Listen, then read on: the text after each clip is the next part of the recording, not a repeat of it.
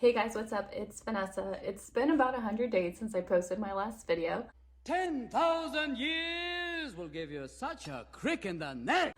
And in that time, I've read 30 books. So today, I'm going to tell you what I remember. Also, somehow during that time, I hit 200 subscribers. Thank you guys. So here I am to give the people what they want. My laptop's right here. I'm going through Goodreads, and I'm just going to go through them. I put it in order from date read. So hopefully we start with what I read first since that November wrap up until now. Let's see how this goes. The first book I read was In Holidays by Christina Lauren, and super cute holiday romance, Groundhog Day vibes, like things just keep happening over and over. And I feel like it gave me this weird nostalgia for something I've never experienced. I gave it 4 stars. Then I read Ugly Love by Colleen Hoover, and I gave this book a 5 stars. I remember I read this during finals week. I'm a high school math teacher, so this was like right before we went on break, and I was like, oh, I'll just listen to the audiobook while my kids take their test. I had to excuse myself twice because I was just in tears or hyperventilating or having a moment, and it was good. This one is about a girl, and she moves in with her brother and then starts dating his best friend, and they're pilots, and crazy stuff happens. If you know Colleen Hoover, you know there's going to be drama. The next book I read was actually part of a duology, and I read them both in the month of December. The first was American Royals by Catherine McGee. I read a lot of YA. I feel like it follows a girl who lives in America or in the US, but it's like a monarchy, so she is about to take the throne and be like the queen, so it just kind of follows her in that sense. It was cute for YA. There was a lot of drama and stuff. I liked it, but I can't tell you where this one like ended and the next one started. It's all just like a blur. After that, I read The Inheritance Games by Jennifer Lynn Barnes, and this is also a YA, but this is a mystery, and YA mysteries just don't do it for me. I feel like I was really into it while I was reading it, but the second it was over, I forgot everything about it. So this book, again, is about a girl who inherits a bunch of money from this millionaire that she has never met before. So there's a catch. In order for her to keep the inheritance, she has to go live on his estate with his family, who he left nothing to. I know there's like a line that like solves the games, and it's really important, and the second I closed the book, I forgot what the line was. So there's that. After that, I read The Black Flamingo. Oh my god, everybody needs to stop what they're doing and then go listen to this audiobook. This is by Dean Adam. It's about a like young black man, and he's mixed race. It follows him, and it's so cool. It's about him starting to do drag, and it's just a book that I never thought that I would be interested in, I guess, and it like captivated me. As soon as I was done reading it, I went on Facebook because I'm old, and I posted that everybody and their mom needed to read this book. And then after this, oh my god, I listened to Daisy Jones and the Six by Taylor Jenkins Reid, and I have to admit that this is my absolute favorite full cast audiobook. Full cast meaning that every character has a different narrator to like distinguish the characters. This gave me VH1 behind the scenes or behind the music vibes. So the way that this audiobook is, or the book is written, is as an interview, and they're interviewing this fictional band, Daisy Jones and the Six, and it just goes through the entirety of the band, and like all the band members put in their little tidbits, and it just like makes the story linear, and it was so good. I sobbed in parts that other people probably wouldn't sob, but it was just amazing. I love it. I recommend it to anybody who's looking for an audiobook. If you're trying to get into audiobooks, I feel like this is the perfect one, but then you might be ruined because they're not all this great. After that, I read the second book in the duology for American Royals, and that one's called Majesty. I gave it a 4 stars again. I don't know where one stopped and the other one started. Then I read One True Loves by Taylor Jenkins Reid again. So after I finished Daisy Jones and the Six, I was like, I need to like go into this author's backlist because I love The Seven Husbands of Evelyn Hugo. That was like one of my favorite books of last year. I love Daisy Jones and the Six. That was one of my favorite books of last year. So I was like, what else is out there? So the first thing I read on the backlist was One True Loves. And this book is like Pearl Harbor without the historical reference. Pearl Harbor, the movie, with the whole like Ben Affleck and what's that other guy's name? And the girl, how they like, one of them dies, so the other one starts dating the girl, but then he's not really dead, so he like comes back, and then it's like, that's what happens in this book. So it's about a girl whose husband dies in a helicopter crash, and we go and we see her like mourn through the whole thing, and then she finally starts to like get out of her shell and date again, and like 5 years down the road after he's dead, she finds another guy, or like rekindles a friendship with some high school dude, and they like fall in love, and it's so cute, and they're engaged, and then she gets a call that her husband's actually alive. And you just like, you don't know what you want. Like, I didn't know what I wanted for her. And I remember reading it and still being like, I don't know what you're gonna choose, girl, because it's a hard choice. So it was so good. 5 stars. Oh, I gave it 4 stars, but that's a lie. It was a 5-star read. I don't remember why I gave it 4 stars. After that, I read Pretty Little Wife by Darby Kane. I gave it 3 stars, and I can't tell you anything about it other than it was a book of the month pick, and I probably felt like I had to read it because I bought it. Then I read It Was All a Dream, A Generation Confronts the Broken Promise to Black America. And this is by Reniqua Allen. I was reading, this was for the buzzword readathon for January, had the word dream in it, and that's why I read it. This was a nonfiction, and I feel like with nonfiction, it's always a little bit harder to give it a rating. I liked how it talked about certain movements, and also like it's talking about growing up Black in America, but it also just talks about the American dream, which for me being Hispanic, like my parents came here from another country pursuing the American dream. So I feel like there's a lot of places where I connected with this book, but I did not give it a star rating. After that, I listened to Truly Devious by Maureen Johnson, which is another YA mystery, and YA mysteries are not for me, and I don't know why I tried to keep making it happen because it's not gonna happen. I gave it 3 stars. I don't remember what this book is about. Maybe mystery is just not for me. Like, I prefer thrillers. I want things to happen. I don't care for the buildup. I love the reveals, but I need things to like happen. And I feel like mysteries move a little bit slower for me. Oh my God, and then I read, this is one of the few books that I physically read because it was a graphic novel. It's called Dancing at the Pity Party by Tyler Fetter, and it's a memoir about a girl who loses her mom to cancer at the age of 19. And I didn't know the graphic novel could make me cry, but it definitely did. And I'm the person who never knows what to say when someone loses a parent. Like, I have no idea. It's so sad and it's so hard to deal with. And I love that this book not only like outlined her journey, but she also gives you these cute little infographics about like what to say and what not to say to somebody who's just lost a parent. I think it's a good read for someone who knows someone who just lost a parent, but also maybe if you just lost a parent, it might be a good read too, but you're gonna sob because I sobbed. I listened to Brown Girl Dreaming by Jacqueline Woodson. This is a really short audiobook. I want to say it was like 4 or 5 hours. I was looking for the same connection that I have to Elizabeth Acevedo books because I love Elizabeth Acevedo, and this is kind of written in the same way. The difference was that when I read Elizabeth Acevedo, I can completely relate because she's Hispanic and I grew up Hispanic, and we went through a lot of the same like cultural norms. So every book I read from her, it just feels nostalgic to me, and I'm like, this is perfect, it's amazing, I feel seen.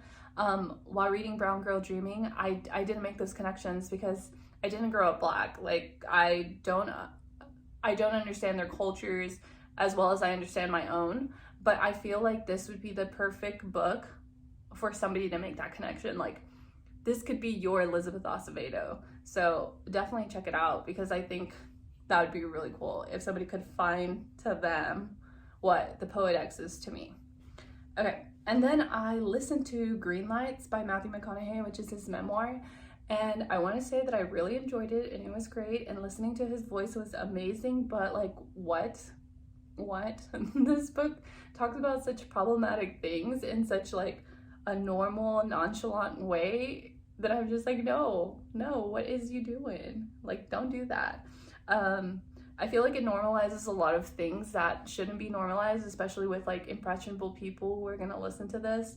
A lot of the chapters talked about domestic abuse with like his parents and his family, and like I understand that that's what he went through, and there's different ways that he coped with it. But when he says things like that's just how we showed our love, I'm just like, no, don't do that. But I still very much enjoyed him.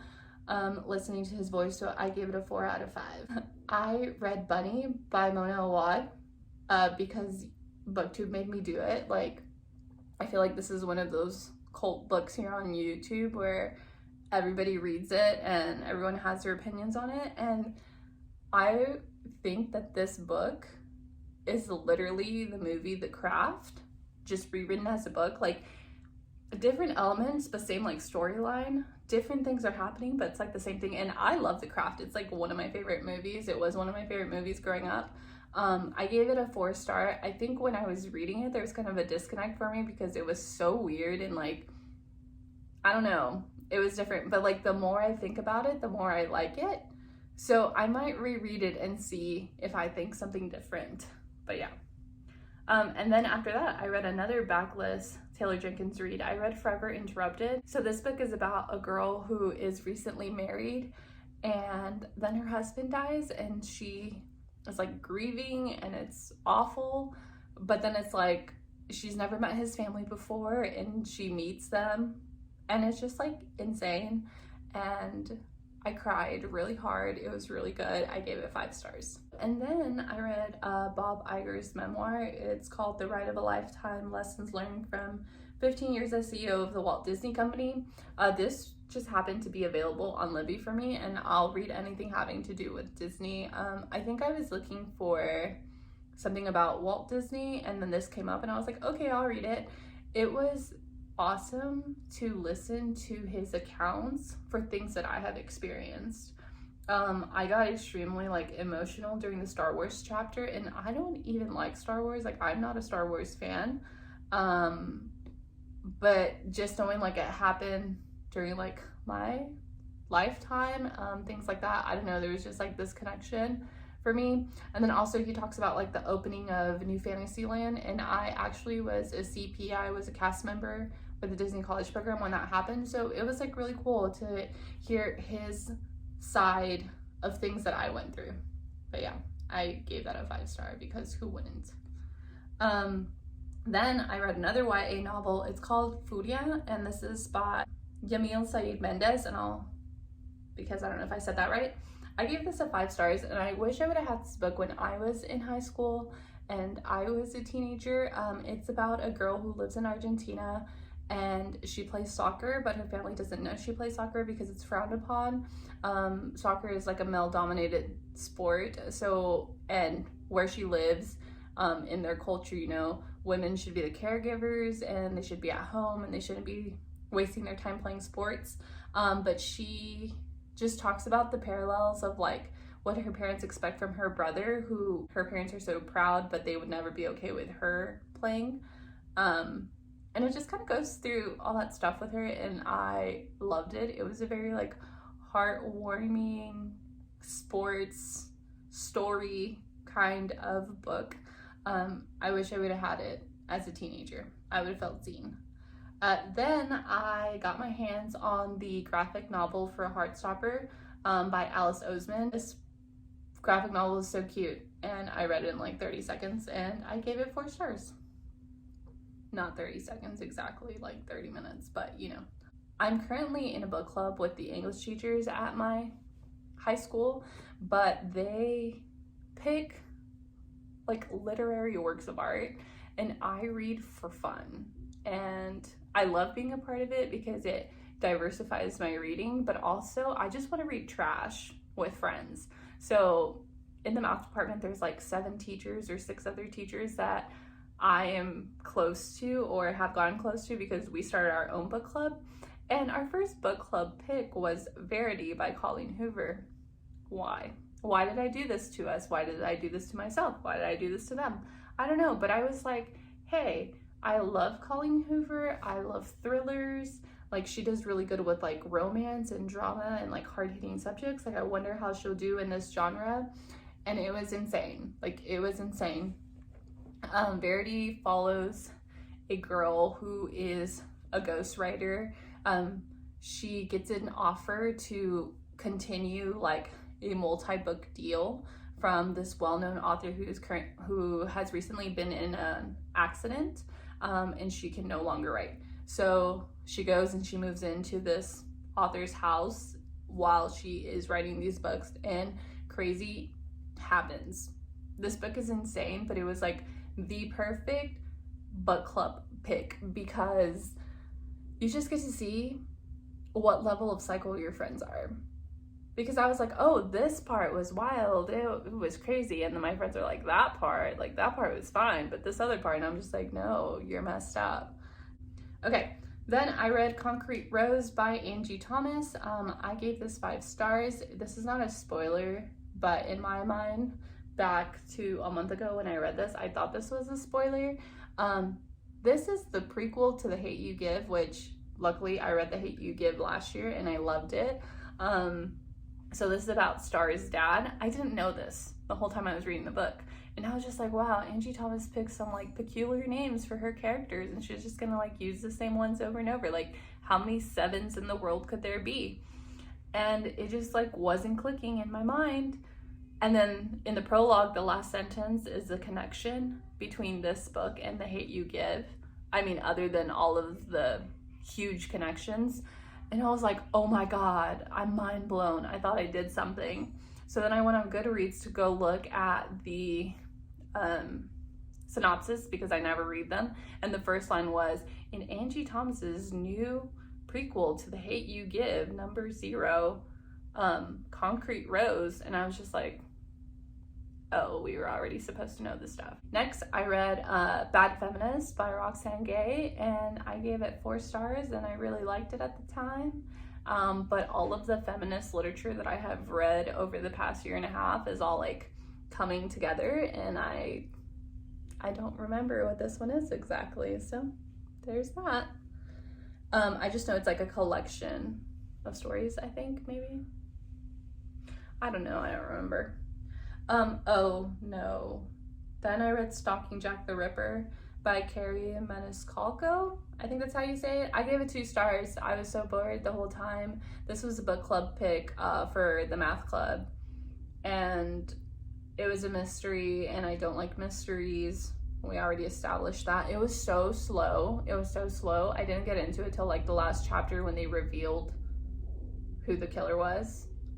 Also, this book kind of made me mad because it was not a true crime story. Like, it's not actually about Jack the Ripper, but it was like a fictional true crime. Like, this was taking place at the same time fictionally, so this is something that could have happened, but it's not what actually happened, but they make you think it is what happened, but you know it's fictional. Yeah.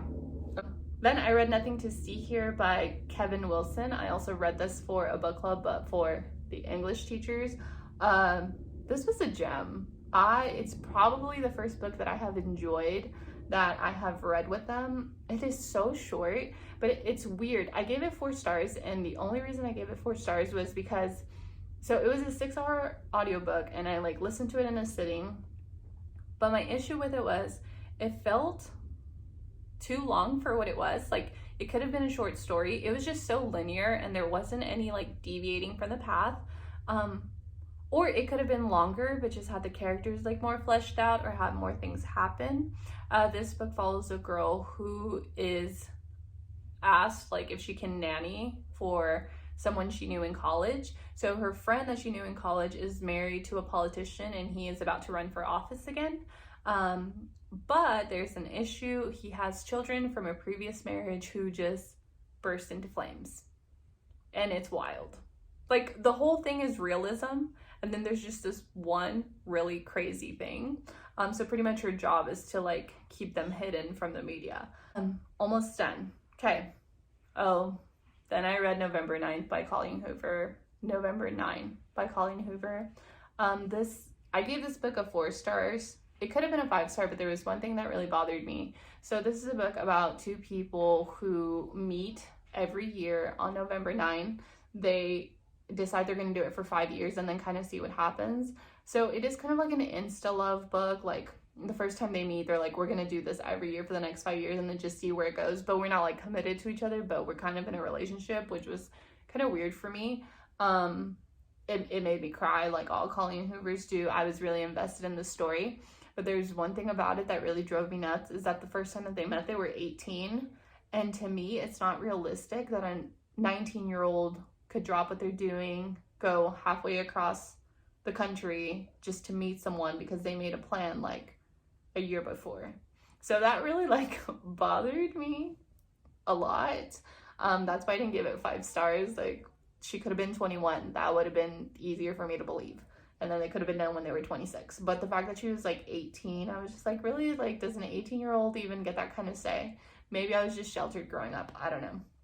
But I really enjoyed it. So I read A Corn of Thorns and Roses. BookTube made me do it. It's like so hyped here. So I was like, sure, I'll read it. I'm not really into fantasy. Not like this. And everybody said it was like a retelling of Beauty and the Beast. But really the only thing I see here is like Stockholm Syndrome. So do we just like... anything with Stockholm Syndrome, do we just continuously call it like a retelling of Beauty and the Beast? I didn't hate it. I didn't love it. It was just like, okay. I don't know what the hype is about fairies or fays, or if they're the same thing or not.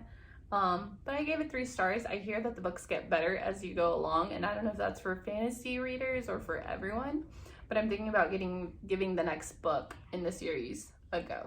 But maybe not till like next month or something. Then I read Girl A by Abigail Dean. This was the book of the month pick for me, and I felt like I had to read it or it would have been a waste of money, because most of my books I just read from the library for free. But this I paid for and it was trash. That's mean. I gave it 3 stars. I just want a cult book that is a thriller, not an afterthought of like, I don't want a cult book about what happens to the people after the fact. Like, I want a cult book about someone who's living in the cult currently or trying to escape the cult, and they do escape the cult. Like, that's what I want. I don't want like 10 years down the road. This book just kind of aggressively made me angry because it was really hard to follow. We're following, first of all, an unreliable narrator, but second of all, there's like, it's not a linear timeline. And there's no distinguishing between present day and past tense. Like, you could be reading a paragraph or listening to a paragraph and you're like, okay, we're in the present because she's talking about certain things. And then she's like, and then we were chained up, and you're like, wait, you were chained up now? And she's like, no, whatever, when I was 12 or however old she was. So there's not like a clear distinction in timeline. And that was really frustrating. I'm editing this video and I realize there's only 28 books, and it's really dumb because I read 30. I also read A Promised Land by Barack Obama, which was his memoir. It was super long, very political, kind of boring, even though I love him. And then I also finished reading I'm Not Your Perfect Mexican Daughter. And then finally, I listened to the audiobook for Know My Name by Chanel Miller, and I feel like everyone needs to read this. This is a memoir by Emily Doe, which was the victim in the Stanford rape case. This is the only time I'm going to say the Brock Turner case. He's trash. But this is a book of her reclaiming her name and just giving her side of the accounts. And I feel like it's just so eye-opening. Like, I already know that our legal system is trash when it comes to a lot of things, and I've heard before that whenever, you know, people are raped and they decide to go through with pressing charges, that it's like we just make them go through it all over again, like in court and stuff like that. And just listening to her talk about how this was for her, like from the very beginning up until the end, like when the case was over and everything that happened after the fact, like, it was just so touching and heartbreaking and empowering. There was certain parts that I was just like, WTF, WTF, WTF. And then there was other parts where I literally just like sobbed and sobbed and sobbed. Like, I felt so much for her. I felt for all the people who reached out to her and were like, I'm another Emily Doe. it's just such a hard, it was a difficult read.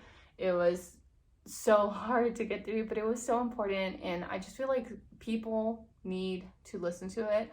I also really appreciated how she called out like Donald Trump on his shit when he talked about like grabbing them by the, and just kind of like what that meant to her as like a rape survivor. And I'm just like, more people need to call him out because it's crap. It's complete crap. So I like completely loved this book. Yeah, everyone should read it. Okay, that was all 30 books that I read.